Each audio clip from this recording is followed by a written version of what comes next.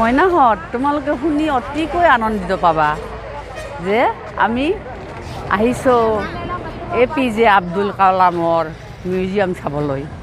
তাতে আব্দুল কালামৰ কবৰস্থান আছে আৰু নানান ধৰণৰ সৰুৰ পৰা যেনেকৈ ডাঙৰ হৈছিল, ইমান চিম্পুলভাৱে সহজ সৰলভাৱে ডাঙৰ হৈছিল তাকে তাত দেখুওৱা হৈছে। আৰু ইমান ধুনীয়া নিট এণ্ড ক্লিন ঠাইডোখৰ ইমান ধুনীয়াকৈ সজাইছে যে মই চৰকাৰক ধন্যবাদ জ্ঞাপন কৰিছোঁ। তেখেত যেনেকুৱা মানুহ আছিল তেনেকৈ সজাই থৈছে, কোনো পাছ ল'বলৈ হ'লে পইচা পাতিও নালাগে। যেনেকৈ তেওঁ ভাবিছিল মানুহক, মানৱতা গুণ তেখেতৰ বহুত আছিল, সেইকাৰণে তেখেতক সেনেকৈয়ে সজাই থৈছে। গতিকে আমি চাই খুব আনন্দিত হৈছোঁ। কবৰস্থানত সেৱা জনাইছোঁ, প্ৰণাম জনাইছোঁ।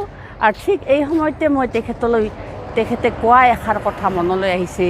তেখেতে আমাক কৈ গৈছে, সমাজক কৈ গৈছে, if you clean your home then your area will be clean, if your area has clean then your district will be clean, if your district has clean then your nation will be clean, then your mind will be clean.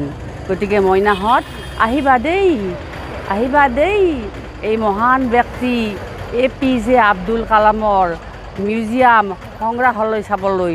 মা দেউতাক লগত লৈ আহিবা, নিশ্চয় আহিবা, মনত বিমল আনন্দ পাবা।